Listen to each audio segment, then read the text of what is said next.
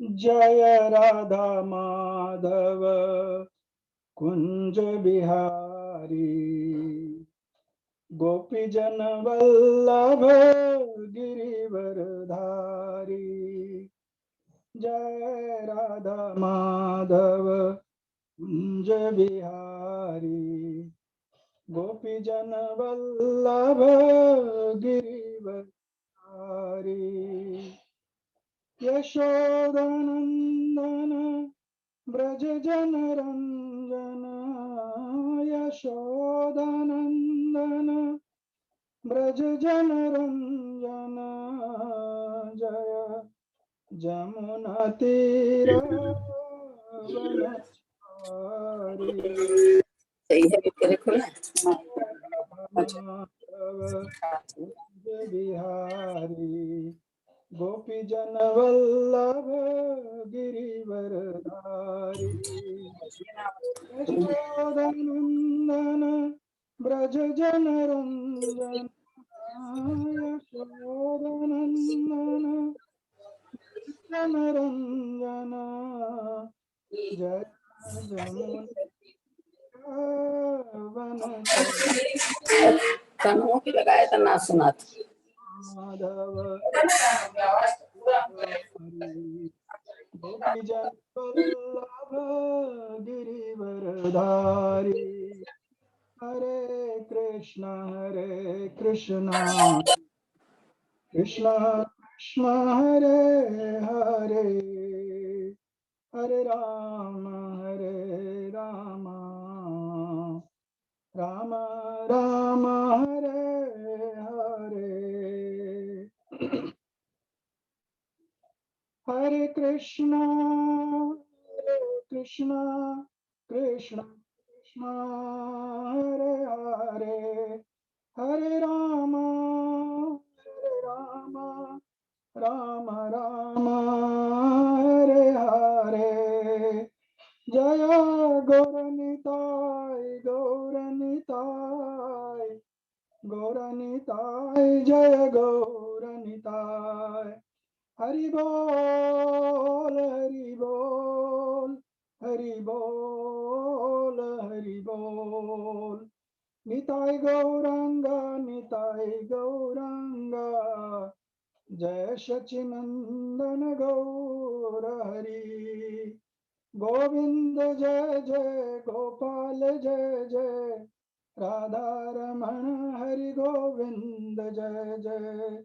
जय राधा नील माधव राधा नील माधव राधे।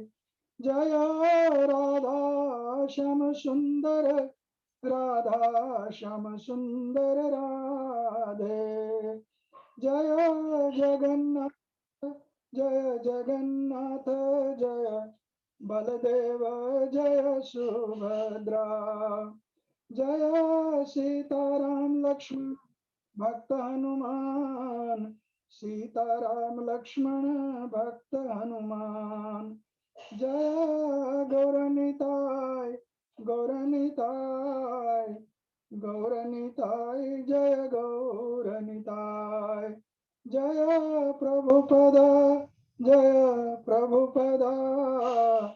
प्रभुपदा जय प्रभुपदा। जय गुरुदेवा गुरुदेवा गुरुदेवा गुरुदेवा।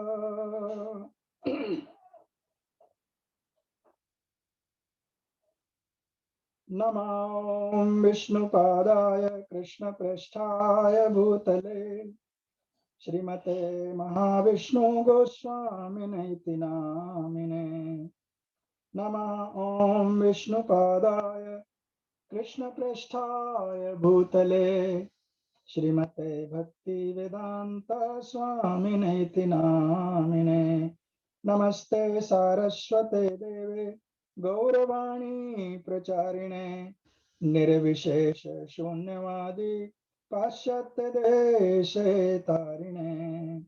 श्री चैतन्य मनोभीष्टं स्थापित येन भूतले, स्वयं रूप कदा मह्यं याति स्वपदान्तिकम् वन्देऽहं श्रीगुरो श्रीयुतपदकमलं श्रीगुरोन् वैष्णवांश्च श्रीरूपं साग्रजातं सहगण रघुनाथान्वितं तं सजीवम् साद्वैतं सावधूतं परिजनसहितं श्रीकृष्ण चैतन्य देवं श्रीराधा कृष्ण पादान् सहगण ललिता श्री विशाखान्वितांश्च पंचतत्त्वाङ्कं कृष्णं भक्तरूप स्वरूपकं भक्तावतारं भक्ताख्यं नमामि भक्तिशक्तिकं नमो महावदान्याय कृष्ण प्रेम प्रदायते कृष्णाय कृष्ण चैतन्य नाम्ने गौरतुसे नमः तप्त कांचन गौरांगी श्री राधे वृंदावनेश्वरी वृषभानुसुते देवी प्रणमामि हरि हे कृष्ण करुणा सिंधो दीनबंधो जगत्पते गोपेश गोपिका कांत श्री राधा कांत नमोस्तुते नारायणं नमस्कृत्य नरं चैव नरोत्तमं देवीं सरस्वतीं व्यासं ततो जयमुदीरयेत् नष्टप्रायेषु भद्रेषु नित्यभागवत सेवया भगवत्युत्तमश्लोके भक्तिर्भवति नैष्ठिकी वाञ्छाकल्पतरुभ्यश्च कृपा सिन्धुभ्येव च पतितानां पावनेभ्यो वैष्णवेभ्यो नमो नमः। सर्वप्रथम हम परात्पर परब्रह्म परमेश्वर निखिल ब्रह्मांड नायक करुणा वरुणालय भक्तवांछा कल्पतरु परिद्वित पीतांबरधारी मुरली मनोहर भगवान श्री यशोदानंदन तथा परम करुणामयी उनकी अपनी हलादिनी शक्ति वृषभानु दुलारी श्रीमती राधिका रानी के श्री कमलवत चरणों में अपना दंडवत प्रणाम अर्पण हुए। भगवान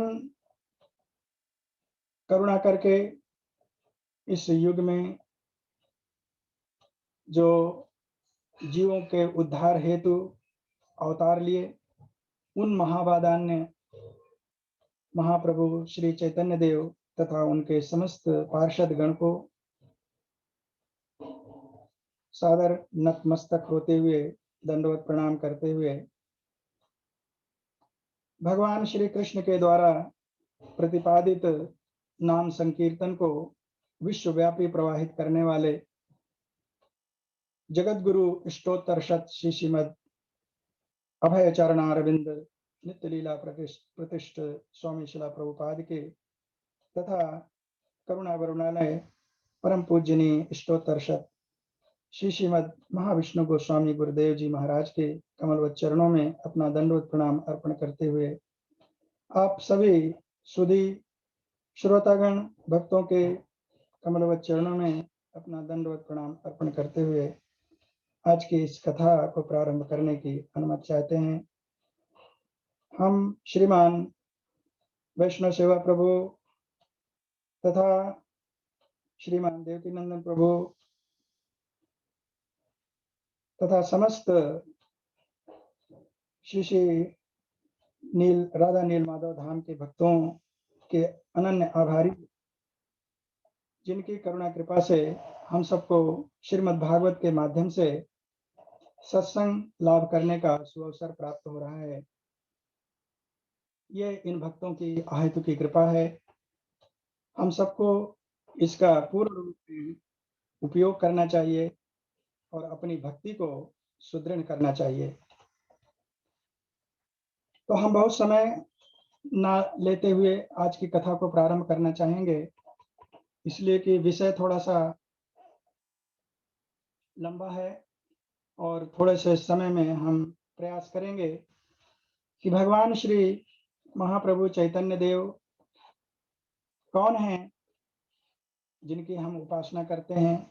अपने किसी की भी आराधना करने के लिए आवश्यक होता है या किसी से भी प्रेम करने के लिए ये आवश्यक होता है कि उसके बारे में हमारी पूरी जानकारी हो। जब तक हम किसी को अच्छी तरह से नहीं जानेंगे, हमारा प्रेम, हमारा लगाव उसके प्रति दृढ़तापूर्वक नहीं बन पाएगा। आज हमारा प्रयास है कि भगवान श्री महाप्रभु चैतन्य देव की महिमा का संक्षिप्त वर्णन करूं। उसके बाद हमारे आचार्यों ने भगवान के इस प्रादुर्भाव के क्या कारण बताए हैं, उसकी मैं चर्चा करने का प्रयास करूंगा। फिर जिस नाम संकीर्तन का प्रादुर्भाव भगवान श्री चैतन्य के माध्यम से हुआ है, उसकी क्या महिमा है, नाम वास्तव में है क्या, और नाम संकीर्तन हम इसे क्यों कहते हैं, इसकी थोड़ी सी विवेचना करने का प्रयास करेंगे। तत्पश्चात भगवान श्री महाप्रभु चैतन्य देव के प्राकट्य का जो शास्त्रीय प्रमाण है, यदि समय मिला तो उसके बारे में भी चर्चा करने का प्रयास करेंगे। भगवान लीला, भगवान का गुण अनंत है, जिसका वर्णन शेष, महेश, सुरेश, गणेश, दिनेश से करते चले आ रहे हैं, फिर भी उसका अंत नहीं पा सके हैं। तो हम जैसे क्षुद्र बुद्धि वाले व्यक्ति भगवान की महिमा का वर्णन क्या करेंगे। फिर भी अपनी वाणी को पवित्र करने के लिए भगवान से प्रार्थना करेंगे कि वो हमारी वाणी को पवित्र करें और अपने महिमा को हमारी जीवा के माध्यम से प्रस्फुटित करें। यदि कोई त्रुटि हो जाए तो आप श्रोतागण हमें क्षमा करेंगे। आइए हम प्रारंभ करते हैं भगवान की उस वाणी से, उस वचन से, जिसको उन्होंने गीता में कहा है कि हम क्यों और कब आते हैं, कब प्रकट होते हैं। तो भगवान ने गीता के 4 अध्याय के 7वें और 8वें श्लोक में कहा है, यदा यदा हि धर्मस्य ग्लानिर्भवति भारत अभ्युत्थानमधर्मस्य तदात्मानं सृजाम्यहम् परित्राणाय साधूनां विनाशाय च दुष्कृतां धर्म संस्थापनार्थाय संभवामि युगे युगे। युगे युगे भगवान कह रहे हैं कि मैं धर्म की स्थापना करने के लिए, दुष्टों का विनाश करने के लिए युग युग युग में, प्रत्येक युग में अवतार लेता हूं, जिससे कि हमारी सृष्टि का संचालन सुचारू रूप से चलता रहे। तो दुष्टों का विनाश करना तो एक गौड़ कारण होता है भगवान के अवतार का। वास्तविक कारण भगवान जो इस धराधाम पर अवतरित होते हैं, उसका अपने भक्तों को शुद्ध भक्ति प्रदान करना, उनको आनंद देना होता है। तो आज हम ये देखेंगे कि भगवान किस रूप में कलयुग में अवतरित हुए। भगवान यद्यपि कह रहे हैं कि वो युग युग में अवतार लेते हैं, लेकिन अगर आप शास्त्रों का अध्ययन कर रहे हैं तो उससे पता चलेगा कि भगवान का अवतार सतयुग, त्रेता, द्वापर में पूर्णतया स्पष्ट रूप से होता है, लेकिन कलयुग का जो अवतार है वो प्रच्छन्न होता है, ढका हुआ रहता है। उसका वर्णन शास्त्रों में स्पष्ट रूप से नहीं दिया जाता है। यही कारण है कि जो कलयुग का अवतार है, भगवान श्री कृष्ण का चैतन्य अवतार है, उसकी विवेचना पूर्ण रूप से व्यवस्थित ढंग से शास्त्रों में नहीं मिलती है। तथापि प्रचुर मात्रा में इसका प्रमाण जगह जगह पर, वेदों में, पुराणों में, हर जगह मिलता है। यदि अवसर मिला तो आपको हम सैकड़ों उदाहरण दे करके बताएंगे कि हमारे वेदों में, पुराणों में कहाँ-कहाँ पर भगवान महाप्रभु चैतन्य देव के प्राकट्य का पूर्ण रूपेण प्रमाण दिया गया है। आज कल जो है भगवान श्री कृष्ण चैतन्य देव के प्राकट्य का दिवस है। पूरा संसार, पूरा ब्रह्मांड इस दिवस को उत्साहपूर्वक उत्सव के रूप में मना रहा है। और हम, मेरी तरफ से आप सबको श्री गौर पूर्णिमा की बहुत बहुत सारी शुभकामनाएं। भगवान श्री चैतन्य सबको अपनी आहित की करुणा कृपा प्रदान करते रहें, जिससे कि हम सब उनके बताए हुए मार्ग का अनुसरण करके भगवान की भक्ति प्राप्त कर सकें। आज जब मैं सवेरे कथा के लिए आ रहा था, तो उस समय श्रीला प्रभुपाद जी का जो आज का मार्च 27 का कोट है, यदि आपने पढ़ा हो तो ठीक है, नहीं पढ़ा तो मैं आपको पढ़ के सुनाता हूँ। प्रभुपाद जी कह रहे हैं कि रामचंद्रा's life, God's activity, pastimes, if we hear, that means we are associating with Ramchandra. There is no difference between his form, his name, his pastimes, and himself. He is absolute. Therefore, either you chant the holy name of Ram, or you see the statue of Ram, or you talk of his transcendental pastimes, everything that means you are associating with the Supreme Personality of Godhead. We take advantage of these days when the incarnation of God appears or appears, and we try to associate with him.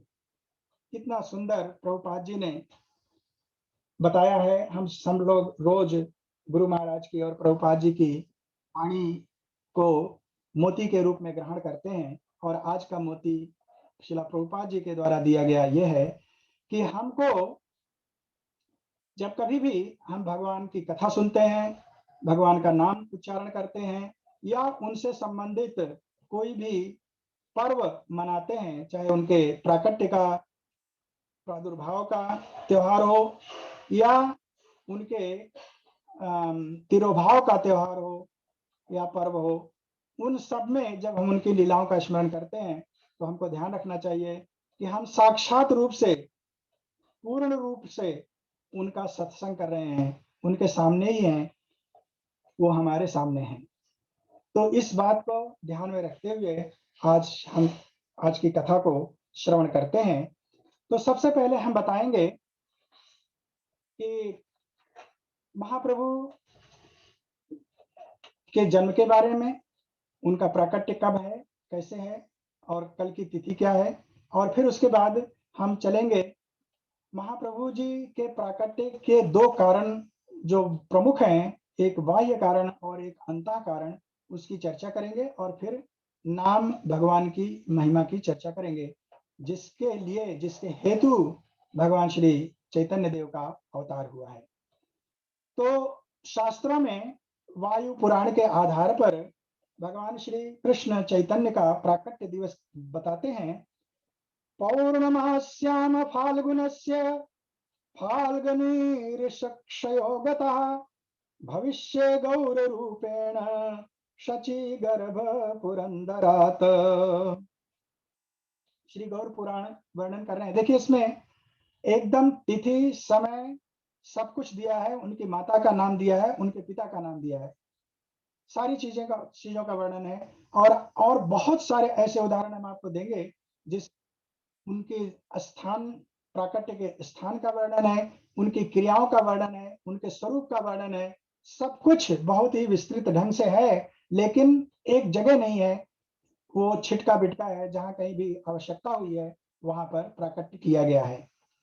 तो इसमें यह कह रहे हैं कि फाल्गुन नक्षत्र की पूर्णिमा में, जिस समय फाल्गुन महीना पूर्ण रूपेण विकसित होता है, उस समय द्विजेंद्र पंडित श्री जगन्नाथ मिश्र, जिनकी ख्याति नवदीप में उस समय पुरंदर की तरह विख्यात थी। पुरंदर कौन है? इंद्र देवता है। आज के जो इस प्रकट काल में इंद्र की पदवी पर विराजमान है, उनका नाम है पुरंदर। तो जिस समय जिस तरह से इंद्र देवता की ख्याति समस्त ब्रह्मांड में प्रसिद्ध है, उसी तरह से उस समय नवदीप में पंडितों के रूप में, विद्वानों के रूप में, भक्तों के रूप में श्री जगन्नाथ मिश्र जी का नाम, कीर्ति चारों ओर विस्तृत थी। और उनके घर में सची माता के गर्भ सिंधु से भगवान श्री गौर रूप में प्रकट हुए। गर्भ सिंधु यानी गौर चंद्र प्रकट हुए हैं। तो समुद्र का मंथन करके चंद्रमा का प्राकट्य हुआ है, और माता शची के गर्भ से, जो कि समुद्र रूपी गर्भ है, शुद्ध सत्व में विराजमान है। इसकी चर्चा अभी हम थोड़ा और आगे करेंगे। वहां पर गौर चंद्र प्रकट हुए हैं। तो अब इस उदाहरण को लेते हुए हम आज आगे चलते हैं और देखते हैं कि वास्तविक तिथि और इनके प्राकट्य का जो काल है उसका वर्णन आचार्यों ने कैसे किया है। भगवान श्री चैतन्य की जिस महिमा का श्रवण हम आज कर रहे हैं, इसका प्रतिपादन हमारे षड गोस्वामी गण पूर्ण रूपेण किए थे, लेकिन समय काल से लुप्त हो गया था। तो जो हमारे 7वें गोस्वामी शिला भक्ति विनोद ठाकुर गोस्वामी महाराज हैं, उन्होंने पुनः भगवान श्री चैतन्य की इस लीला का प्रादुर्भाव किया, प्रकट किया हम सब लोगों के लिए। उन्होंने अथक प्रयास किया था अपने जीवन में, और उन्हीं के प्रयास का परिणाम है कि आज हम भगवान श्री चैतन्य के बारे में जानते हैं, समझते हैं, और हम उनकी भक्ति में आगे की ओर बढ़ रहे हैं। तो शिला भक्ति विनोद ठाकुर महाराज ने Shri Chaitanya Mahaprabhu his life and प्रेसिप्ट्स नामक पुस्तक में 20 अगस्त 1896 को भगवान के वास्तविक प्राकट्य की तिथि का वर्णन किया है। और उसी बात को शिला प्रभुपाद जी ने अपनी पुस्तक टीचिंग्स ऑफ लॉर्ड चैतन्य के इंट्रोडक्शन में दिया हुआ है। तो वो क्या है, वो तिथि क्या है, वो समय क्या है, उसको हम आपसे अब निवेदन करने चल रहे हैं। उसको हमने अपने शब्दों में लिखा हुआ है। मैं हर समय आप सबसे क्षमा प्रार्थी रहता हूँ कि मुझे संस्कृत का ज्ञान नहीं है, अन्य भाषाओं का ज्ञान नहीं है। तो आचार्यों के माध्यम से जो कुछ भी ज्ञान मैं ग्रहण कर सकता हूँ, उसको मैं अपनी सरल भाषा में लिख देता हूँ, जिससे कि मैं फिर स्वयं भी समझ सकूं, और जो संस्कृत ना जानने वाले हैं वो भी इसको समझ सकें। ऐसा हमारे गुरुदेव का आदेश था, और उस आदेश को पालन करने का प्रयास कर रहा हूँ। निश्चित रूप से अनगिनत त्रुटियां हैं, पर आप सुधी भक्त हैं, उसको सुधार करके समझेंगे और हमारी त्रुटियों को क्षमा करेंगे। तो शिला भक्ति विनोद ठाकुर कहते हैं, 18 फरवरी 1486 फागुन मास, पूर्ण चंद्रमा प्रकट्यऊ गौर चंद्र श्रुप्रकाश। चंद्र ग्रहण कहूं काल था, गंगा तट पही भीर। हरि बोल कहूं उच्चारण गंभीर। सुश्री भक्ति विनोद ठाकुर जी महाराज कह रहे कि भगवान श्री कृष्ण चैतन्य का अवतरण इस धाम में 18 फरवरी 1486 को फाल्गुनी नक्षत्र में, फागुन के महीने में, पूर्णिमा के दिन जब पूर्ण चंद्र विराजमान होता है, तो उस समय भगवान गौर चंद्र के रूप में प्रकट होते हैं। सो पूर्ण चंद्र जब प्रकट हुआ तो उसका जो प्रकाश है वो उज्जवल होता है। अब गौर चंद्र प्रकट हुए हैं जिनका स्वर्णिम प्रकाश है, और इनके प्रकाश को देख करके जो प्राकृत चंद्र है वो लज्जित हो जाता है, और लज्जित होकर के वो अपने स्वरूप को छिपाना चाहता है। तो वो छिपाने का जो माध्यम उसको मिलता है वो ग्रहण लग जाता है, तो राहु के पीछे चला जाता है। क्यों? क्योंकि अब जब गौर चंद्र प्रकट हो चुका है, तो अब इस साधारण से चंद्र की आवश्यकता रह गई है। साधारण सा चंद्र केवल रात्रि में प्रकाश देता है, लेकिन गौर चंद्र तो 24 घंटे समस्त ब्रह्मांड को प्रकाशित करने वाले हैं। ऐसा विचार करके उस समय ग्रहण लग जाता है, जिस समय भगवान श्री चैतन्य का अवतरण होता है। शिला भक्ति विनोद ठाकुर जी महाराज कह रहे हैं कि गंगा तट पर उस समय जब चंद्र ग्रहण लगता है, तो सारे नवद्वीप वासी एकत्रित होते हैं और हरि बोल की तुमुल ध्वनि से सारे ब्रह्मांड को गुंजायमान कर देते हैं। उस समय भगवान श्री कृष्ण के नाम का संकीर्तन चारों ओर प्रस्फुटित होता रहता है। फिर आगे बताते हैं कि पावन धाम नवदीप नदिया नगर प्रांत बंगाल प्रकट हो पापिहूं तापिहूं करने परम निहाल। भगवान श्री चैतन्य नवदीप नामक पावन धाम में, जो नदिया डिस्ट्रिक्ट में, नदिया जिले में, बंगाल प्रांत में स्थित है, वहां पर संसार के पापियों का उद्धार करने के लिए प्रकट हुए। फिर आगे बताते हैं कि नाना नीलांबर चक्रवर्ती गंगाचार्य अवतार गर्गाचार्य अवतार नामकरण कर दीन्यों विश्वंभर नाम सुचार। फिर इनके नाना जी, जिनका नाम नीलांबर चक्रवर्ती महाराज है, जो साक्षात गर्ग मुनि के अवतार हैं, उन्होंने जिस तरह से भगवान श्री कृष्ण का नामकरण गर्गाचार्य जी ने किया था, उसी प्रकार से श्री गौर अवतार में इनका नामकरण भी गर्गाचार्य जी ने किया। उनका अवतार इस रूप में श्री नीलांबर चक्रवर्ती के रूप में हुआ था, जो शची माता के पूजनीय पिताजी हैं और श्री गौर चंद्र के नाना जी हैं। तो उन्होंने उस समय, वो ज्योतिष के प्रकांड विद्वान थे, ज्योतिष को की गणना के आधार पर उन्होंने बताया कि इसका नाम विश्वंभर होगा, ये समस्त विश्व का पालन करने वाला है और ये एक बहुत बड़ा महापुरुष होगा। उनके लक्षणों को देख करके उन्होंने बहुत सारी भविष्यवाणियां की थी। बाद में गौर कांति गौरांग प्रभु मोहित कीन्हु संसार निमाई पंडित परिपूर्णतम ज्ञान विज्ञान अगार। और भगवान इतने सुंदर थे, उनकी काया चमकती हुई रहती थी, गौर वर्ण के थे, तो सभी लोग उनको गौरांग कहने लगे। और चूंकि वो नीम के वृक्ष के नीचे अवतरित हुए थे, तो उनका दूसरा नाम निमाई पड़ा। तो वो कई नामों से जाने जाते थे, पर निमाई नाम उस समय ज्यादा प्रसिद्ध था, क्योंकि वो बोलचाल की भाषा में प्रकट हुआ था। तो सभी लोग भगवान चैतन्य को निमाई या गौरांग या विश्वंभर के नाम से जानते थे।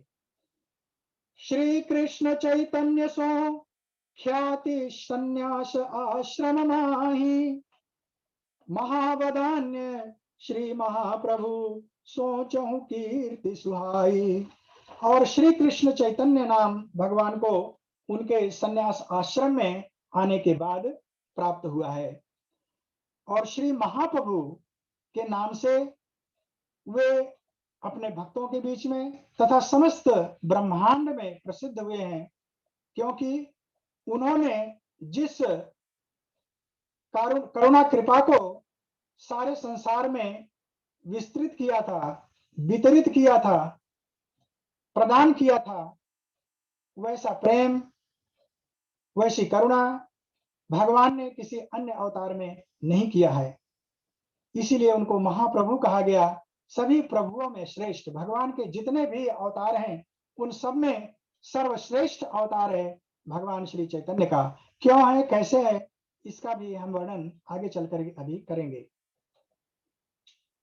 और संक्षेप में यहाँ पर कहा जा रहा है कि विनु भेद भाव वितरित किहु कृष्ण प्रेम हरसाई नाम संकीर्तन माध्यम चरम कल्याण सुहाई।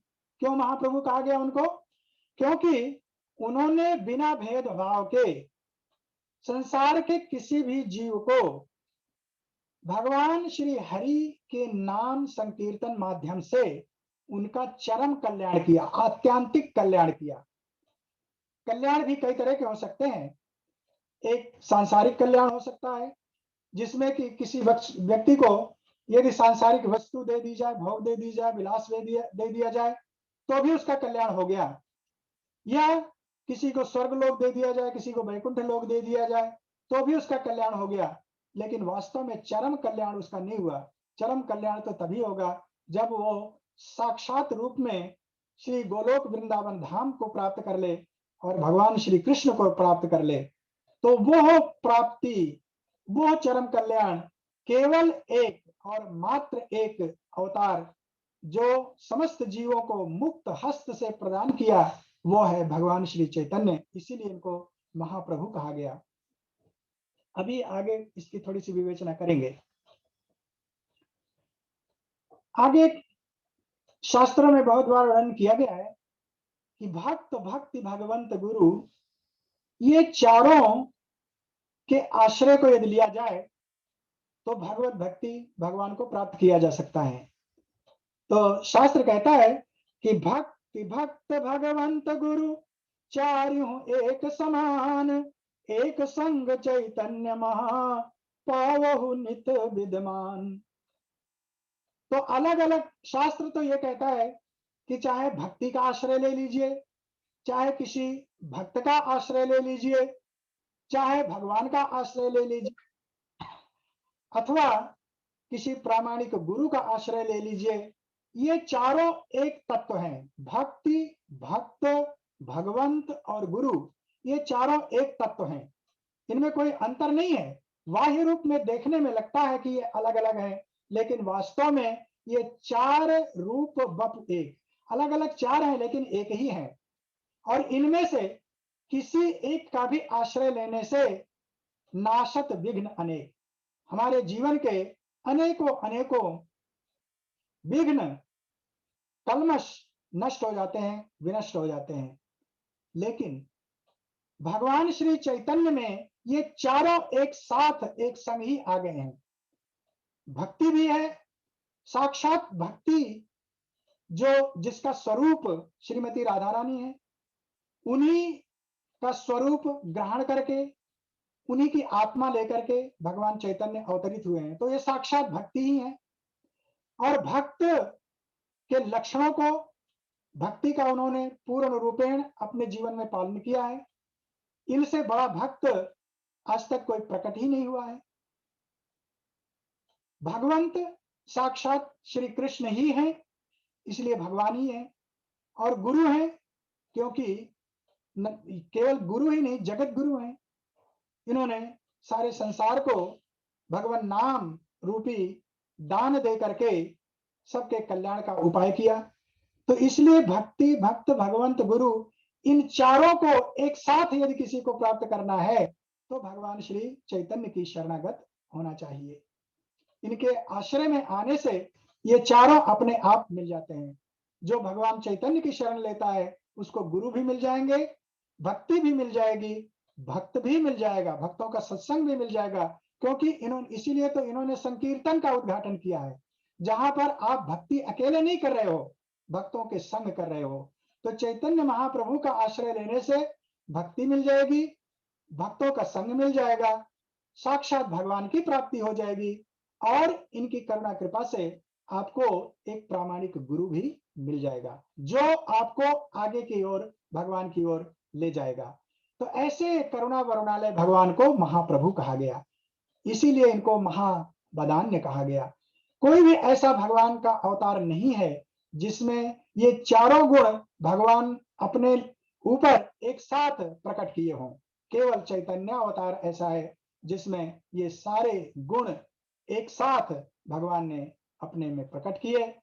अब उसकी आगे की ओर विवेचना थोड़ा और गहराई से करने का प्रयास करेंगे, जिससे कि हम सब लोग आज अच्छी तरह से यह समझ लें, जान लें कि भगवान का अवतार का हेतु क्या है और वो क्यों इस भक्त रूप में धराधाम में आए हैं, उनका कारण क्या है। तो भगवान श्री कृष्ण चैतन्य का स्वरूप क्या है, इसका वर्णन श्रील जीव गोस्वामी प्रभुपाद श्री तत्व संदर्भ में अपने मंगलाचरण में करते हैं। क्या कहते हैं? राधा कृष्ण प्रलय विकृति ह्लादनी शक्तिरस्मात् एकात्मानावपि भुवि पुरा देह भेदं गतौ तौ चैतन्याख्यं प्रकट मधुना तद्वयं चैक्यमाप्तं राधा भाति सुवलितम नौमि कृष्ण स्वरूपम। शिला जीव गोस्वामी प्रभुपाद जी कह रहे हैं कि कृष्ण प्रेम का चरम तम परिणत राधा रूप महाभाव स्वरूपिणी ह्लादिनी शक्ति अनुरूप। पहले श्रीमती राधा रानी का परिचय दे रहे हैं क्योंकि उसका संबंध भगवान श्री चैतन्य से है। तो श्रीला जीव गोस्वामी प्रभुपाद कह रहे हैं कि श्रीमती राधा रानी कौन है? श्रीमती राधा रानी भगवान श्री कृष्ण के प्रेम की जो चरमतम सीमा है, जो प्रेम का महाभाव है, उसी की साक्षात परिणित स्वरूपा है। यानी भगवान के प्रेम की जो अंतिम सीमा है वही राधा रानी के रूप में प्रकट होता है। तो राधा रानी कोई अन्य वस्तु नहीं बल्कि भगवान की प्रेम है, भगवान की प्रेम तत्व है, भगवान का प्रेम स्वरूप है। और क्या है? वही भगवान की ह्लादिनी शक्ति है, उनकी आनंद शक्ति है। भगवान कब आनंदित होते हैं? जब उनको कोई प्रेमी भक्त मिल जाए, और प्रेमी भक्त जब मिलता है तो उसका प्रेम भगवान के प्रति जब प्रकट होता है तो भगवान अपना सर्वस्व उस प्रेमी को न्यौछावर कर देते हैं। तो ऐसे प्रेमी जिसकी कोई अब प्रेम की सीमा ना रही हो, वो है श्रीमती राधा रानी।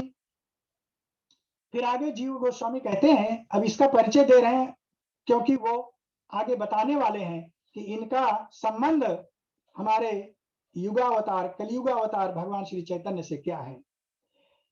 फिर कहते हैं कि तो एक बात तो बताया उन्होंने कि श्रीमती राधा रानी भगवान श्री कृष्ण के प्रेम की चरमतम जो सीमा है उसकी स्वरूप भूता है, वही है, वास्तव में प्रेम ही है श्रीमती राधा रानी। तो राधा रानी का शिख से नख और कुछ भी नहीं है बल्कि वो प्रेम है, प्रेम की मूर्ति है और भगवान की ह्लादिनी शक्ति है। जब ह्लादिनी शक्ति कह दिया गया तो इसका मतलब है कि भगवान की वो हृदय है, भगवान और उनके हृदय में कोई अंतर नहीं है। तो कृष्ण और राधा में कोई अंतर नहीं है। आगे कहते हैं, शक्ति तथा शक्तिमान ना भेद कबहु न होई, अतः दो एक आत्मा लीला सुख नित बोई। तो भगवान जो है वो शक्तिमान है और राधा रानी उनकी शक्ति है। तो बिना शक्ति के शक्तिमान का कोई अस्तित्व, उनकी शक्ति का कोई अस्तित्व नहीं रह जाएगा, क्योंकि शक्ति जो आ रही है, जो शक्तिमान जो कहलाए जा रहे हैं, वो उसका जो आश्रय है वो शक्ति है। तो जब तक शक्ति है तभी तक शक्तिमान कहलाएंगे। तो शक्ति और शक्तिमान को एक दूसरे से अलग नहीं किया जा सकता। यदि अलग कर दिया जाए तो उनका अस्तित्व ही नहीं रह जाएगा। शक्ति बिना शक्तिमान के कुछ नहीं रह जाएगी और शक्तिमान बिना शक्ति के कुछ नहीं रह जाएगा। जैसे सूर्य और सूर्य की किरण को अलग नहीं किया जा सकता, वैसे शक्ति और शक्तिमान को अलग नहीं किया जा सकता है। उसी तरह से भगवान का प्रेम और भगवान को अलग नहीं किया जा सकता है, भगवान की ह्लादिनी शक्ति और भगवान को अलग नहीं किया जा सकता है, श्री कृष्ण को राधा से नहीं किया जा सकता है। तथापि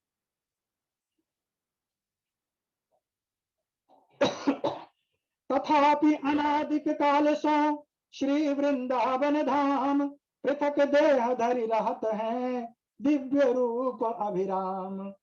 यद्यपि श्रीला जीव गोस्वामी प्रभुपाद कह रहे हैं कि इन दोनों को एक दूसरे से अलग नहीं किया जा सकता है, फिर भी भगवान अनादिकाल से लीला का आस्वादन करने के लिए एक दूसरे से पृथक रूप में दिखाई देते हैं, पृथक रूप में रह रहे होते हैं, जिससे कि वो अपने लीला का आस्वादन कर सके।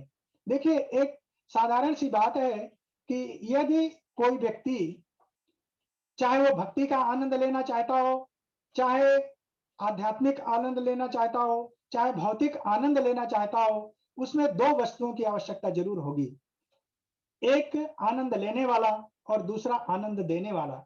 जब तक ये दोनों वस्तुएं नहीं होंगी उसका कोई माने ही नहीं रह जाएगा। आनंद क्या वस्तु है, उसका जब तक आस्वादन करने वाला कोई ना हो, उसे पता ही नहीं चलेगा कि आनंद भी कोई वस्तु है।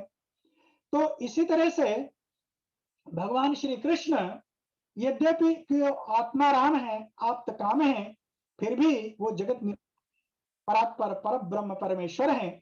तो जब वो खुद आनंद का अनुभव करना चाहें, तो उन्होंने अपने को ही राधा रानी के रूप में प्रकट किया, जिससे कि वो अपने स्वरूप में ही अपने आनंद को ले सके। तो इसलिए राधा रानी के रूप में वो स्वयं ही प्रकट हो गए हैं। तो अब अभी तक ये बताया उन्होंने कि राधा रानी कौन है, प्रेम की प्रतिमूर्ति है, ह्लादिनी शक्ति है, और सदा सर्वदा से अनादिकाल से श्री कृष्ण से पृथक रूप में रह करके उनकी लीला का संपादन कर रही हैं।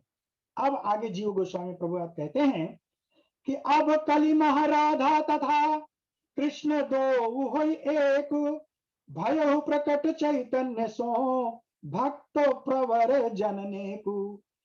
अब वही श्री राधा और कृष्ण जो अनादिकाल से पृथक रूप में लीला कर रहे होते हैं, इस कलयुग में पुनः दोनों एक रूप हो करके चैतन्य महाप्रभु के रूप में अवतरित होते हैं।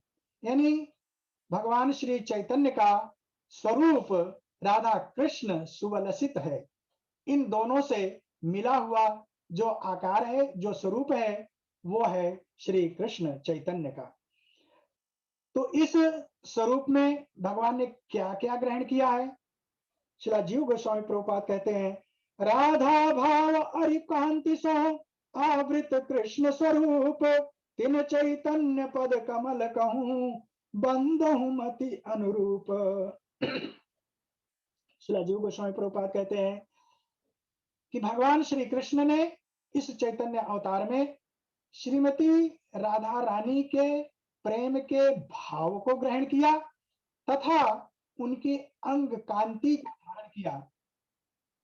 उनके भाव और अंग कांति को अपने ऊपर ग्रहण किया और चैतन्य के रूप में, गौरांग के रूप में उन्होंने अवतार लिया। ऐसे महावदान्य गौरांग महाप्रभु के श्री कमलवत चरणों में हम दंडवत प्रणाम करते हैं। तो ग्रंथ को प्रारंभ करने के पहले श्रीला जीव गोस्वामी ने भगवान श्री कृष्ण राधा की युगल स्तुति श्री चैतन्य के रूप में किया। तो इस तरह से भगवान श्री कृष्ण चैतन्य का स्वरूप हम सबने देखा। अब आगे इसी का थोड़ा और विस्तार करते हैं कि भगवान के अवतार के यानी चैतन्य अवतार के दो कारण हैं, एक बहिर कारण है और एक अंतः कारण है। भगवान का अंतः कारण क्या और बहिर कारण क्या है, और फिर नाम की महिमा का वर्णन करेंगे। मुझे नहीं लग पा रहा है कि हम कहाँ तक जा पाएंगे, समय ऐसा तेजी से भागता है कि मुश्किल हो जाता है।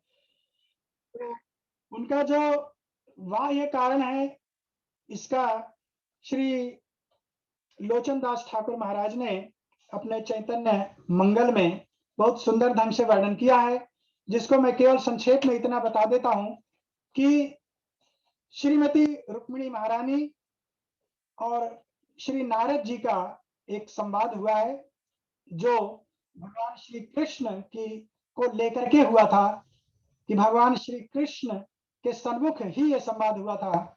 मैं उस संवाद को न कह करके पूर्ण रूपेण केवल इतना बता देता हूं कि भगवान के अवतार में श्रीमती रुक्मिणी महारानी का भी बहुत योगदान है और भक्त प्रवर श्री नारद जी का भी बहुत योगदान है।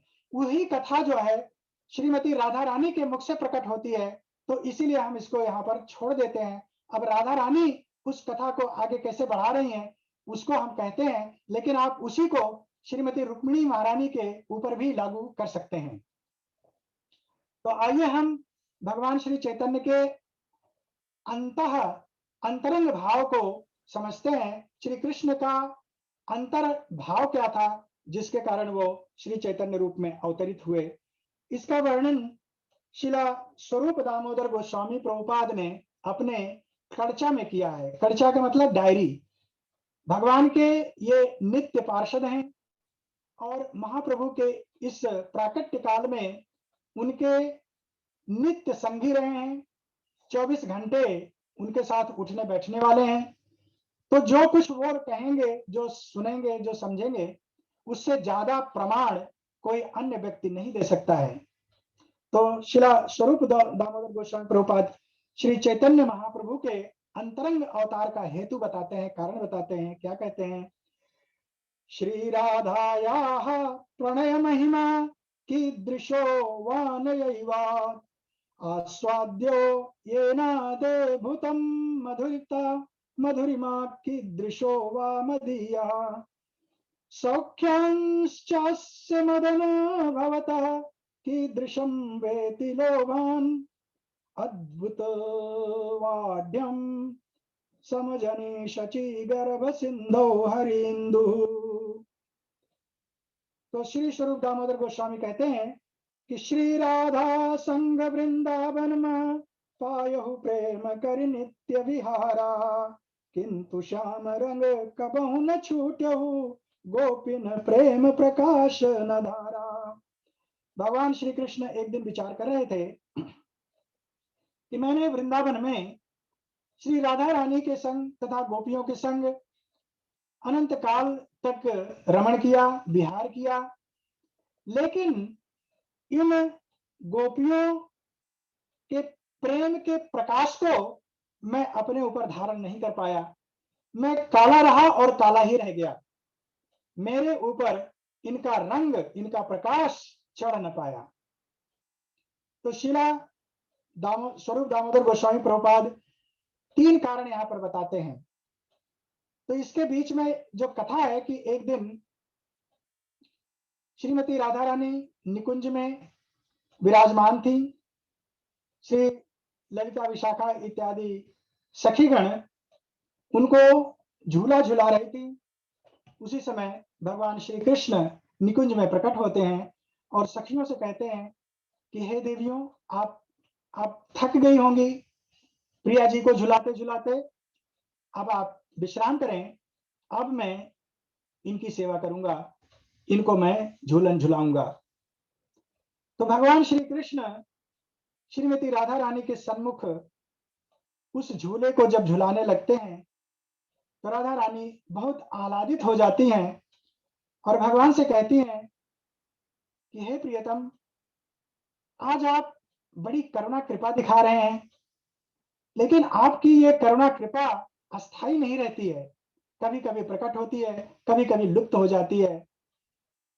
और आपकी ये करुणा कृपा जीवों के प्रति क्यों नहीं होती है? आप अपनी इस कृपा को सांसारिक जीव जो माया मोह में ग्रसित हैं, त्रस्त हैं, दुखी हैं, उनके ऊपर क्यों नहीं दिखाते हैं? इसका तात्पर्य यह लगता है कि आप में कोई वास्तव में करुणा है नहीं, आप झूठी मूठी करुणा करते रहते हैं। भगवान ने कहा है, हे प्रियाजू, आप ऐसा कलंक हमारे ऊपर क्यों लगा रही हैं? मैं तो सदा सर्वदा भक्तों का, जीवों का कल्याण करने के लिए तत्पर रहता हूं। राधा रानी कहती हैं कि आप ऐसा कभी नहीं करते हैं। मैंने देखा है कि आप विविध अवतार लेते हैं।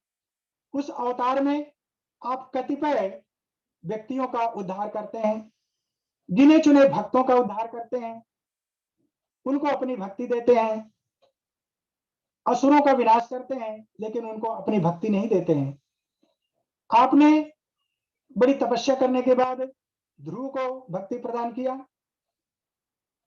प्रहलाद को भक्ति प्रदान किया, नारद जी को भक्ति प्रदान किया। बहुत ऐसे गिने चुने लोग हैं, हम आपको उंगलियों पे बता सकते हैं कि कितने लोगों को आपने अपनी आयतु की कृपा दी है। तो शेष जीवों का क्या हुआ? यदि आपने शेष जीवों को अपनी कृपा नहीं दी तो आपकी करुणा कृपा कहां रह गई? इसका मतलब है कि आप वास्तव में कृपालु नहीं हैं, आप छल करते हैं। तो भगवान ने विचार किया कि वास्तव में हे प्रियाजू, आप सत्य कह रही हो, मुझे ऐसा नहीं करना चाहिए। तो मैं कुछ ऐसा उपाय करता हूं जिससे कि आपकी वचन भी सत्य हो और अन्य जीवों को मैं अपनी इस करुणा कृपा को देख। तो वहां पर भगवान विचार करते हैं, उनके मन में 3 बातें उठती हैं, जिसका शिला स्वरूप दामोदर गोस्वामी प्रभुपाद वर्णन कर रहे हैं, और वही कारण है भगवान श्री चैतन्य के अवतार का। कहते हैं कि राधई प्रेम महिमा के ही कोटि हूं, जाने हूं नहीं ताकहूं उद्गारा। श्री राधा रानी मुझसे एक पल के लिए, यानी जितनी देरी में पलक झपकती है उतनी देरी का भी बिछोह सहन नहीं कर पाती हैं। तो ऐसी कौन सी बात है, ऐसी कौन सी उस प्रेम की महिमा है जिसके लिए राधा रानी मेरे बिछोह को सहन नहीं कर पाती हैं, गोपियां मेरे बिछोह को सहन नहीं कर पाती हैं, ब्रजवासी मेरे बिछोह को सहन नहीं कर पाते हैं। उस प्रेम की महिमा क्या है, मैं उसको जानना चाहता हूं। और फिर कहते हैं, ताहि प्रेम सो हर पल वह कस, आस्वाद ही मम माधुर न्यारा। और उस प्रेम से किस तरह से मेरे माधुर्य का आस्वादन करती हैं, उसको मैं जानना चाहता हूं। पहले तो ये जानना चाहता हूं कि प्रेम की महिमा क्या है, दूसरे प्रेम का आस्वादन कैसे करती हैं, उसको जानना चाहता हूं। और तीसरी बात क्या है कि पुनि मम माधुर आस्वादन सो के सुख अनुभव करहि अपारा। और मेरे उस प्रेम के मेरे उस प्रेम के आस्वादन करने से किस प्रकार का सुख उनको प्राप्त होता है, उसको मैं जानना चाहता हूं। तो प्रेम की महिमा जानना चाहता हूं, प्रेम का आस्वादन करना चाहता हूं, और प्रेम के आस्वादन को करने के बाद जो सुख प्राप्त होता है मैं उसको देखना चाहता हूं, उस सुख को अनुभव करना चाहता हूं, उस सुख को ग्रहण करना चाहता हूं। तो ये तीनों हेतु शिला स्वरूप दामोदर गोस्वामी प्रभुपाद बता रहे हैं कि जिसके कारण भगवान श्री कृष्ण का अवतरण श्री चैतन्य रूप में होता है। कहते हैं कि सकल भेद जानहु तब ही जब राधा भाव युक्त अवतारा। भगवान कहते हैं राधा रानी से, उस समय भी जब वहां पर ये वार्ता हो रही है, तो मानो भगवान कहते हैं कि हे प्रियाजू, प्रेम की प्रतिमूर्ति तो आप हो, प्रेम आप ही कह रही हो कि मेरे हृदय में तो है नहीं, और वास्तव में मेरे हृदय में प्रेम नहीं है, इसलिए कि प्रेम तो आप हो। और आप कह रही हो कि प्रेम बांटो संसार में जिससे जीवों का कल्याण हो। तो यदि मैं प्रेम को बांटने के लिए संसार में जाऊंगा तो आपका होना आवश्यक है। बिना आपके प्रेम को मैं बांटूंगा क्या, और किसको बांटूंगा, किस वस्तु को बांटूंगा? प्रेम की वस्तु तो आप हैं, और आप जब हमारे साथ इस धराधाम पर चलें और आप अपनी करुणा कृपा करें, तब हम अपने इस कार्य में सफल हो सकते हैं। तो आप हमारे साथ अवतार लें, तभी यह संभव हो सकता है। तो राधा रानी चूंकि करुणामयी माता है, समस्त जीवों का कल्याण करने वाली हैं, उन्होंने कहा कि हे प्रियाजू, यदि आप, हे प्रियतम, यदि आप जीवों के कल्याण हेतु अपने संग मुझे ले चलना चाहते हो तो निश्चित रूप से मैं आपके साथ अवतार लूंगी। तो इस तरह से भगवान की प्रार्थना पर, भगवान की विनती पर श्रीमती राधा रानी भगवान श्री कृष्ण के साथ भाव स्वरूप में प्रकट होती हैं। तो भगवान श्री कृष्ण श्रीमती राधा रानी के भाव को लेते हैं। अब रही बात कांति, भगवान श्री कृष्ण विचार करते हैं कि चलो राधा रानी तो मान गई, उन्होंने अपना भाव मुझे दे दिया, मेरे साथ हृदय रूप में वो प्रकट हो गई। अब एक काम तो आसान हो गया कि मैं अब भक्ति का दान कर सकूंगा, लेकिन फिर भी मैं तो अभी उसी कृष्ण रूप में हूं, कृष्ण स्वरूप में हूं, काले स्वरूप में ही हूं। तो जब तक मैं कृष्ण स्वरूप में हूं, तब तक बीच बीच में मुझे यह स्मरण आ सकता है कि मैं परात्पर परब्रह्म हूं, परमेश्वर हूं, जगत नियंता हूं। तो वो भाव जब आए तो हो सकता है कि मेरे मन में प्रेम बांटते समय कुछ शिथिलता आ जाए, कहीं मेरे मन में ये भावना फिर से ना आ जाए कि सर्वधर्मान परित्यज्य माम एकम शरणं भज, कहीं मैं जीवों से फिर ना ये कह बैठूं कि तुम पहले मेरी शरण में आओ, तब मैं तुम्हें प्रेम दान करूंगा। तो क्या करूं, कैसे करूं कि ये मेरा कृष्ण वर्ण भी चला जाए, जिससे मुझे स्मरण ही ना रहे कि मैं भी कुछ हूं या मेरे भी कोई सत्ता है। तो भगवान ने श्री राधा रानी की कांति को चुरा लिया।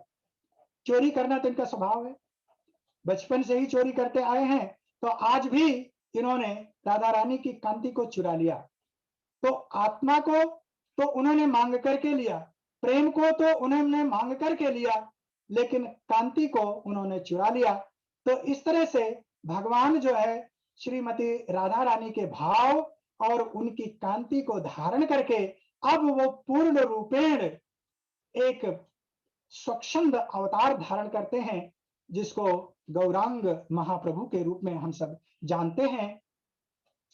तो इस अवतार में शिला स्वरूप दामोदर गोस्वामी प्रभुपाद कह रहे हैं कि राधा भाव हृदय महधरि हो, राधा कांति अंग उपहारा, कृष्ण चंद्र शचि कुक्ष जलधिमा, गौर चंद्र लय हो अवतारा।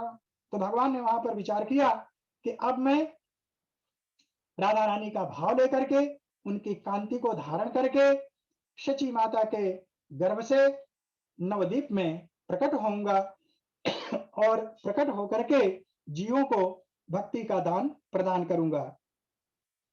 भगवान ने यह भी विचार किया कि जब तक मैं जब भगवान ने इसके पहले कहा ना कि मैंने वृंदावन में गोपियों के प्रेम को अनादिकाल से प्राप्त करता आ रहा, उसका उनके संग विहार करता रहा, लेकिन उनका प्रेम प्रकाश हमारे ऊपर कभी आ नहीं पाया। तो उसका कारण भी भगवान बताते हैं, क्योंकि स्वयं भगवान रूप में प्रेष्ठ प्रेमास्पद विविध प्रकारा, राधा गोपिन प्रेम भाव कहूं, उज्ज्वल करी न सकूं संसारा। भगवान कह रहे हैं कि मैं ही प्रेमी था, मैं ही प्रेष्ठ था, मैं ही प्रेमास्पद था। तो सब कुछ जब मैं ही था और मैं ही विषय हूं, प्रेम के विषय हैं भगवान और प्रेम के आश्रय हैं गोपीगण, श्री राधा रानी, ब्रजवासी, ये सब प्रेम के आश्रय हैं। जैसा मैंने बताया कि जब तक प्रेम और प्रेमी दो अलग अलग नहीं हो, एक दूसरे का आस्वादन नहीं कर सकते हैं। तो भगवान ने कहा कि अब तक मैं प्रेमी के रूप में रहा, प्रेष्ठ के रूप में रहा, प्रेमास्पद के रूप में रहा, तो प्रेमी होने के कारण प्रेम हमसे दूर रहा, तो मैं उस प्रेम का अनुभव नहीं कर पाया हूं।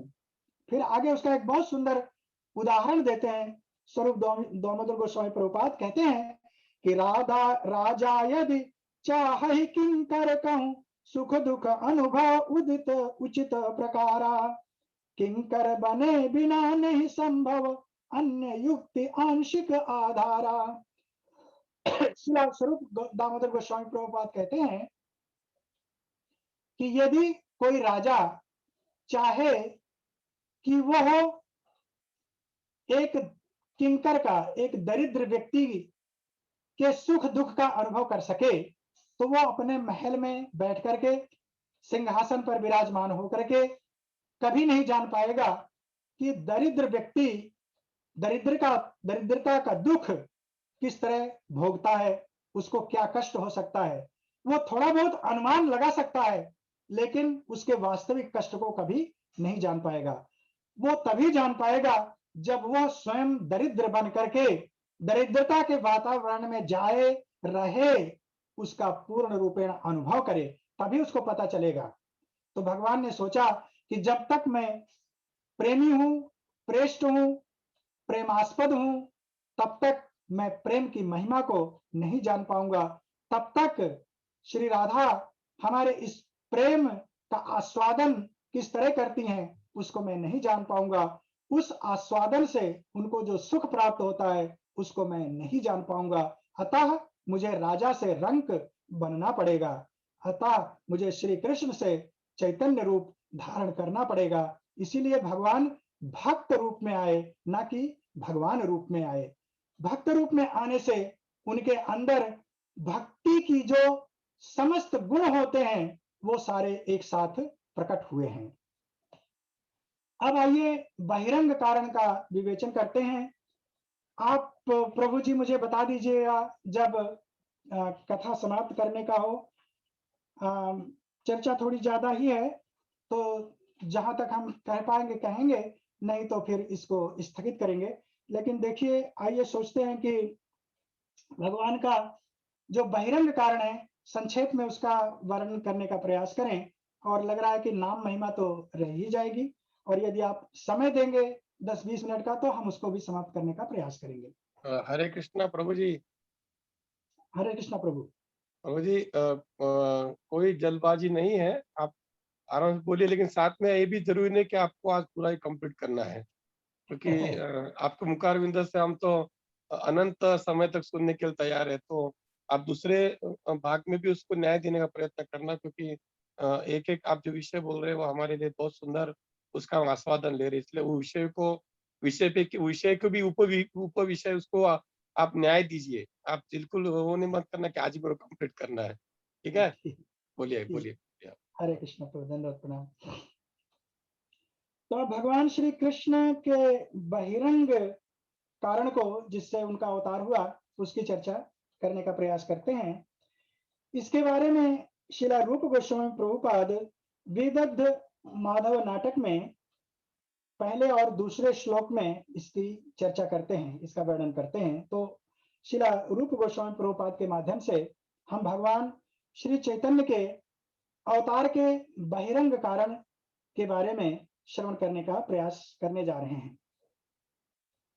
अनर्पित चरीम चिरात करुणयावतीर्णः कलौ समर्पयुतुमुन्नतोज्ज्वल रसाम स्वभक्ति श्रियम् हरि पुरट सुंदर द्युति कदम्ब संदीपिता सदा हृदय कंदरे स्फुरतु वह शची नंदना।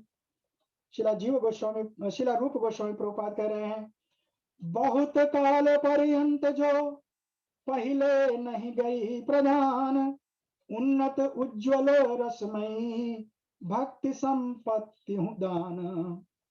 शिला गोस्वामी भगवान श्री कृष्ण के भाव को प्रकट कर रहे हैं। जैसा अभी हमने ऊपर भी सुना कि भगवान 3 कारणों से अवतार लिए हैं, और दूसरा जो बहिरंग कारण है वो बता रहे हैं कि भगवान विचार कर रहे हैं कि बहुत काल हो गया मुझे, जीवों को मैंने जो उज्ज्वलमयी रस है, जो प्रेमा भक्ति है, उसका दान मैंने जीवों को बहुत काल से नहीं किया है। आगे बता रहे हैं कि वह प्रेममयी उज्जवल भक्ति का महत्व क्या है और उसको दान करने की आवश्यकता क्यों है, उसको श्रवण करते हैं। तो उस प्रेममयी उज्जवल भक्ति का दान मुझे करना चाहिए, जैसा श्रीमती राधा रानी ने उनसे निवेदन किया, और इसके पहले रुक्मिणी देवी ने भी इसी का निवेदन किया था। श्री नारद जी ने भी इसका निवेदन किया था, जिसकी चर्चा हम नहीं किए, लेकिन भावार्थ से आप समझ जाइए कि श्री लोचन दास ठाकुर जी महाराज ने उसका वर्णन किया हुआ है। आगे भगवान कहते हैं कि सोई निमित्त करके कृपा गौर कांति अपनाई, कलिमा शचि नंदन लिहु पावन अवतार सुहाई।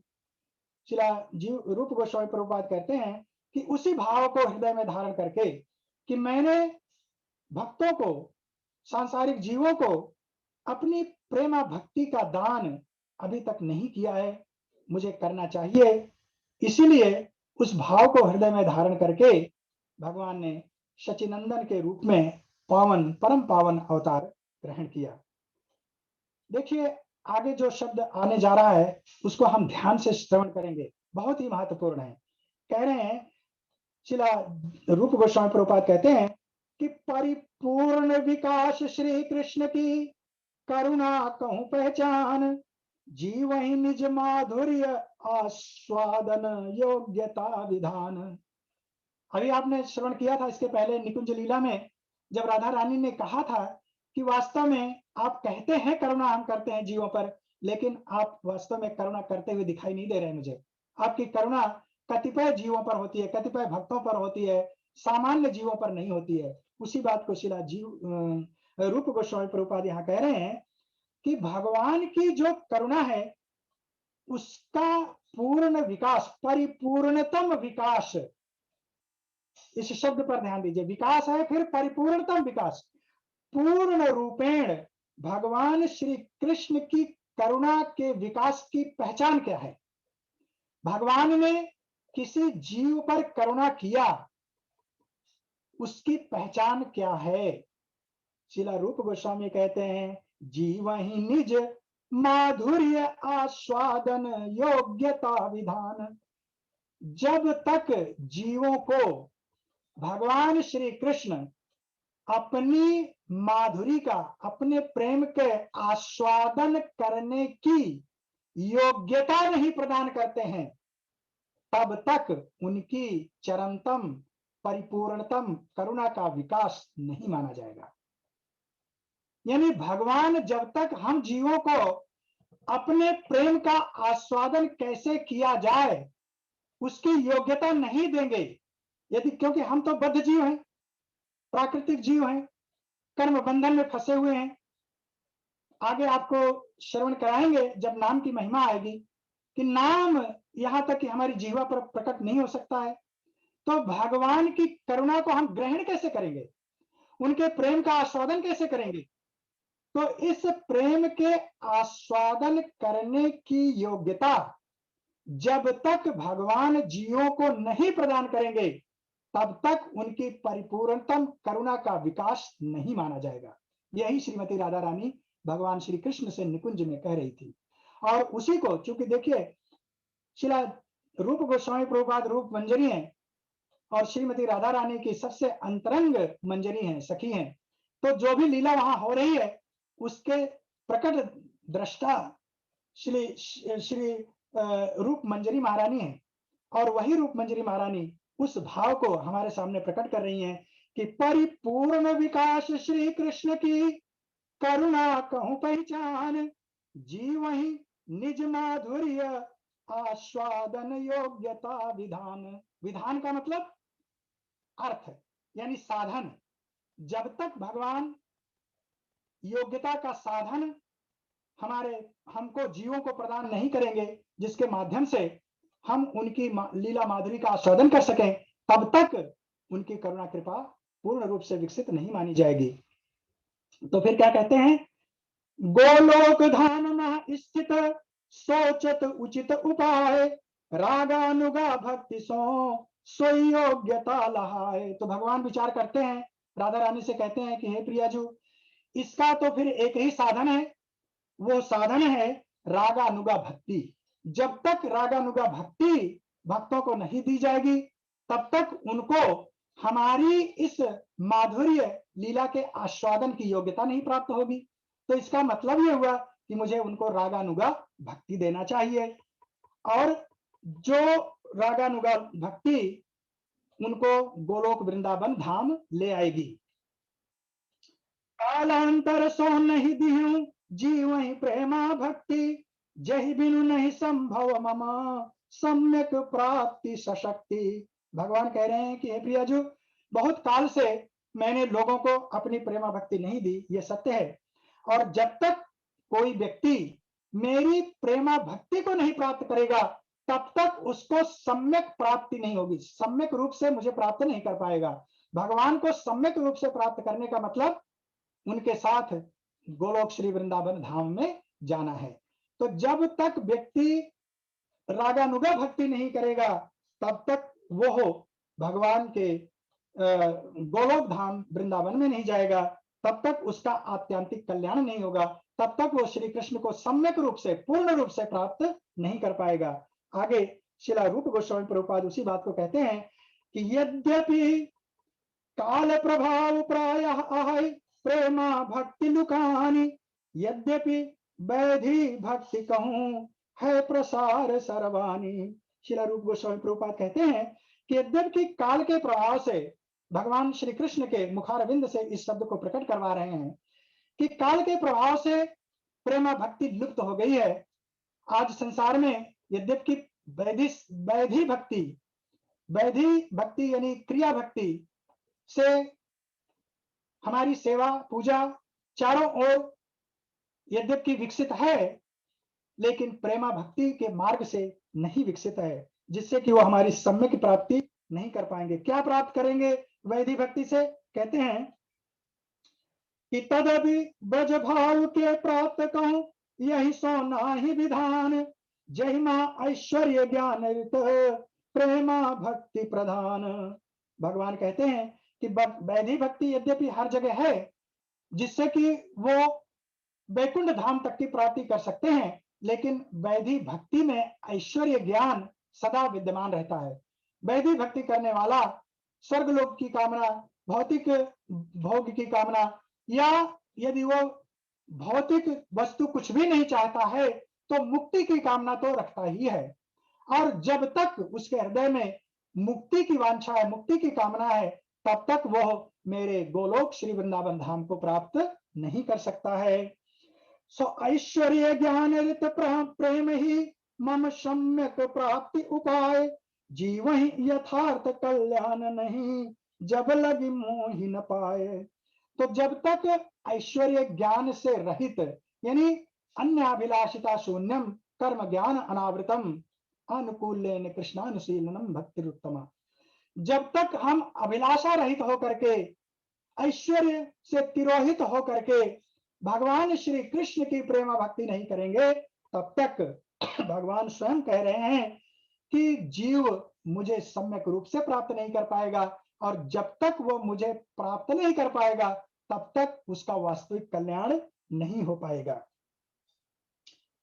जीव वैधि भक्ति सालोक्यादि मुक्ति वैकुंठ लई जाए, मम सेवा तजी प्रेमी भक्त हूं न अन्य सुहाय। कह रहे हैं कि वैधि भक्ति 5 प्रकार की मुक्तियां प्रदान कर सकती है, लेकिन हमारा प्रेमी भक्ति इन सबको नहीं चाहता है। वो तो बस केवल मुझसे भक्ति चाहता है, मेरी सेवा चाहता है। ऐसा भक्ति ही मेरे गोलोक धाम को प्राप्त कर सकता है। यही विधि करत विवेचना करुणा में भगवान, शुद्ध माधुर्यमयी भक्ति धन जीव ही करने दान। इस तरह से भगवान निश्चित किए राधा रानी के संग विचार विमर्श करते हुए कि इस माधुर्यमयी भक्ति रूपी धन को जीवों को दान करने के लिए मुझे क्या करना पड़ेगा। युग धर्म नाम संकीर्तन करने हेतु विस्तार, गौरांग रूप महा अवतरहूं भक्त भाव स्वीकार। कहते हैं प्रियाजू, आपकी इस वाणी को सत्य करने के लिए और जीवों के परम कल्याण की कामना के लिए, तथा हमारे अंदर जो कल्याण की भावना है, जिसको आप कह रही हो कि उसका पूर्ण विकास नहीं हुआ है, तो उसका पूर्ण विकास करने के लिए मैं युग संकीर्तन का संपादन करने के लिए कलयुग में चैतन्य के रूप में अवतार लूंगा, गौरांग रूप में अवतार लूंगा, और भक्त की भावना लेकर के अवतार लूंगा, और आपकी इस करुणा को, आपके इस प्रेम को समस्त संसार को वितरित करूंगा। नाम अभिधेय प्रयोजन सिद्धि संबंध सफलाई, भगवत करुणा प्राकट राम रूप सरसाई। भगवान ने कहा कि मैं नाम के माध्यम से, अब इस नाम की महिमा मैं, अब लगता है कि जैसा कि हमारे श्रीमान वैष्णव सेवा प्रभु ने कहा है, तो इस नाम की महिमा, इसकी चर्चा अब हम अगले सत्र में करेंगे। लेकिन यहां पर भगवान कह रहे हैं कि मैं इस प्रेम धन को, प्रेमा भक्ति को समस्त जीवों के लिए सुलभ किस माध्यम से करूंगा। कह रहे हैं नाम के माध्यम से करूंगा, नाम संकीर्तन के माध्यम से करूंगा। और नाम को बता रहे हैं कि जो हमारी प्रेमा भक्ति है, उस भक्ति की जो 3 कड़ियां हैं, क्या है? संबंध, अभिधेय, प्रयोजन। प्रयोजन क्या है? वो हमारा अंतिम लक्ष्य है, भगवान की प्राप्ति करना। सम्यक रूप से भगवान की प्राप्ति करना, भगवान की सेवा में पूर्ण रूपेण समर्पित हो जाना, वो हमारा प्रयोजन है। संबंध क्या है? हम हैं जीव। जीव का संबंध भगवान से क्या है? उसको प्राप्त करना, उसकी सेवा में अपने को समर्पित कर देना। इन दोनों के बीच की कड़ी है अभिधेय। उसका साधन क्या है? एक साधन होना चाहिए ना, जिसके माध्यम से हम भगवान को प्राप्त करें। तो एक संबंध है, हम जीव, प्रयोजन है भगवान, और अभिधेय है साधन। तो वो साधन बन करके भगवान इस धरा पर अवतरित हुए। साधन क्या है? नाम। नाम रूप से, नाम अभिधेय से भगवान जीवों के संबंध को उसके प्रयोजन भगवान से जोड़ेंगे, और इसी कार्य के लिए भगवान इस धराधाम पर गौरांग रूप में, चैतन्य रूप में, महाप्रभु रूप में अवतार ग्रहण करेंगे। जो कल भगवान के प्रादुर्भाव दिवस में हम सब प्रसन्नता पूर्वक, आनंद पूर्वक इस उत्सव को मनाएंगे। सारा संसार भगवान की इस करुणा कृपा पर नतमस्तक है, और हम सब भक्तगण भगवान की इस आयतु की कृपा के बारे में क्या कहें। और शिला प्रभुपाद, जिन्होंने भगवान की इस करुणा कृपा की मंदाकिनी को समस्त ब्रह्मांड में प्रवाहित किया, उनके श्री चरणों में हम कोटिशा दंडवत प्रणाम अर्पण करते हैं। ऐसे महापुरुष हम लोगों के जीवन में अवतरित हुए, जिन्होंने भगवान के द्वारा दी गई इस करुणा कृपा को कैसे ग्रहण किया जाए, कैसे स्वीकार किया जाए, कैसे आचरण किया जाए, कैसे उसका पालन किया जाए, उसको हम सबको अच्छी तरह से समझाया। हमारे गुरुदेव ने कितने विस्तार से भगवान की भक्ति करने के मार्ग का हम लोगों के हृदय में उसको प्रस्फुटित किया, प्रशस्त किया, उस दीप को प्रज्वलित किया।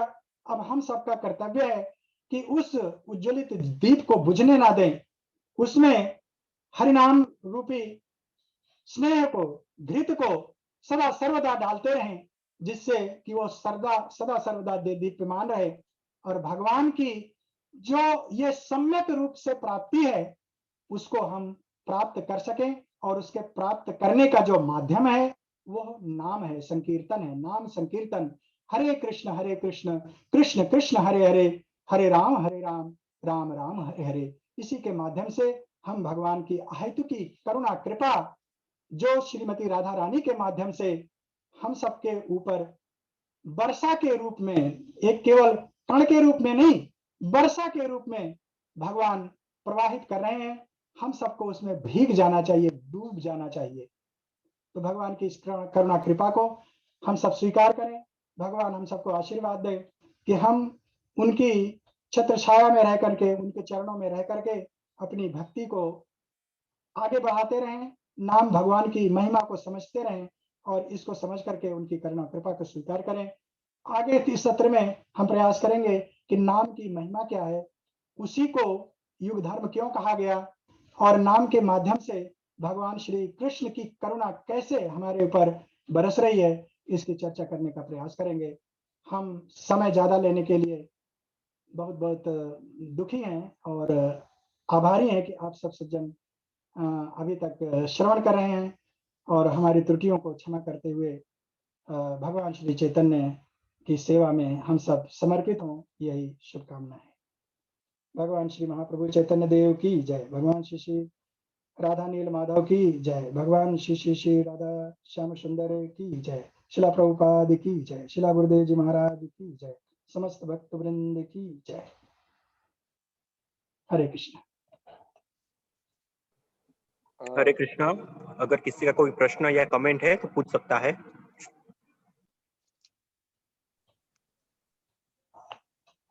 हरे कृष्णा अंकल। हरे कृष्णा पंडित जी, कैसे हैं?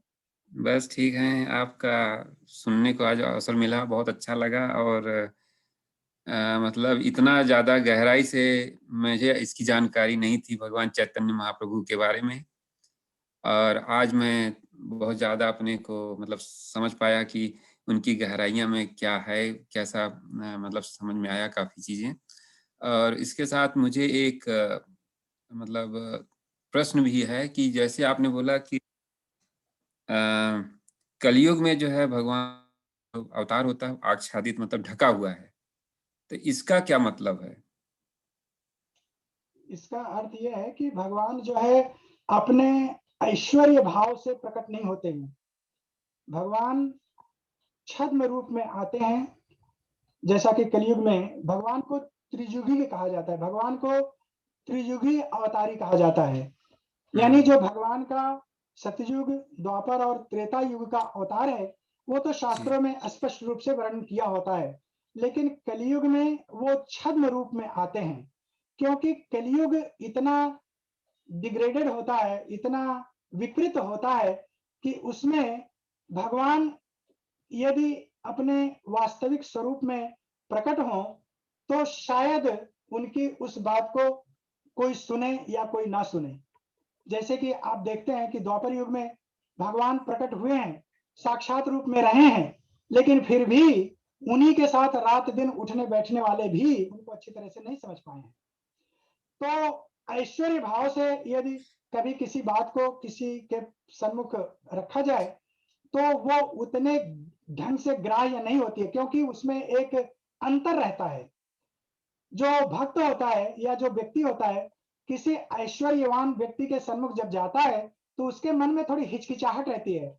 एक भेद, एक सीमा, एक रेखा बन जाती है कि ये पता नहीं हमको स्वीकार करेंगे कि नहीं करेंगे। ये तो भगवान है और मैं तो जीव हूँ। तो उसकी निकटता, उसकी नजदीकी, उसका प्रेम भाव उतनी दृढ़ता से नहीं बन पाता है। तो जब भगवान भक्त के रूप में आते हैं, उनके अपने होकर के आते हैं, जहां पर कि उनका कोई ऐश्वर्य नहीं है, जहां पर कि वो भक्तों के साथ बैठ रहे हैं, उठ रहे हैं, उनको अपना समझ करके, अपना एक बंधु मान करके, अपना एक परिवार का व्यक्ति मान करके, अपना एक सखा मान करके, अपने अपना ज्ञान ना दे करके भगवान का ज्ञान दे रहे हों, तो उस पे व्यक्ति सहज होता है।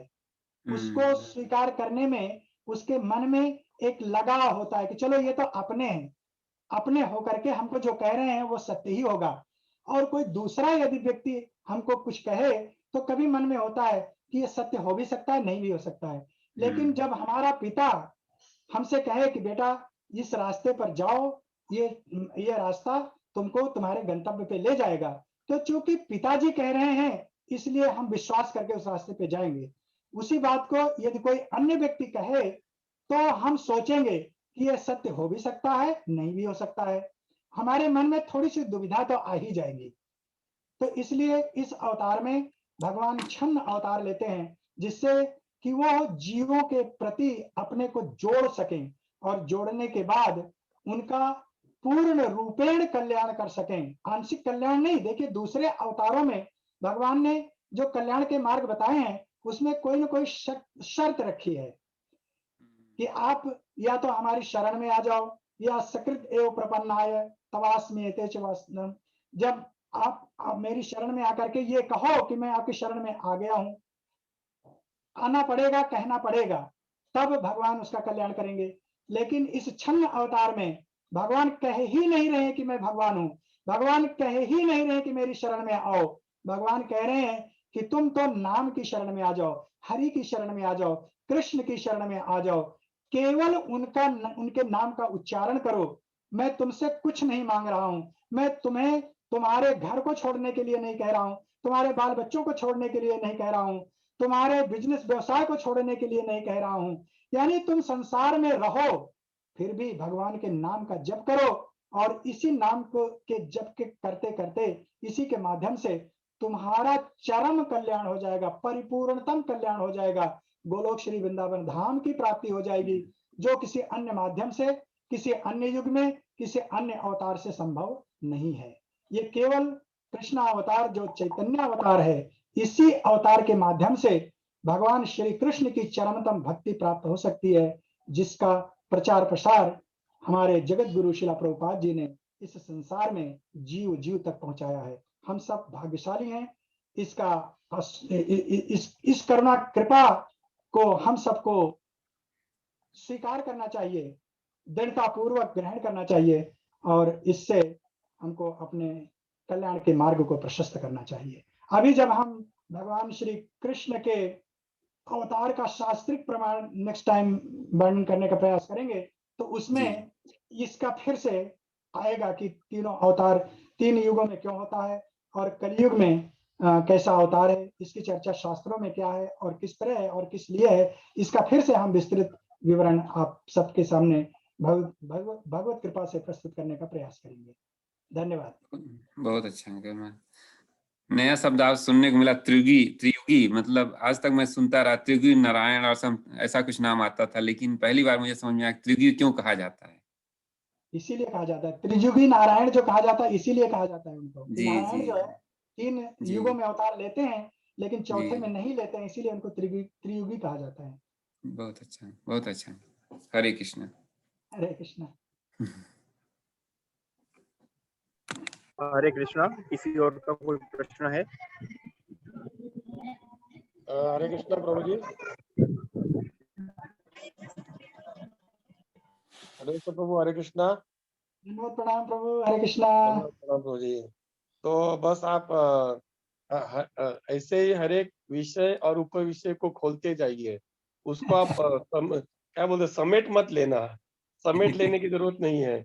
विषय को उसमें और सारे उप विषय निकल रहे हैं, उसको भी और खोलो ज्यादा, जिससे हमारी जो अल्प बुद्धि है, अल्प ज्ञान है, उसको और विकसित हो जाए।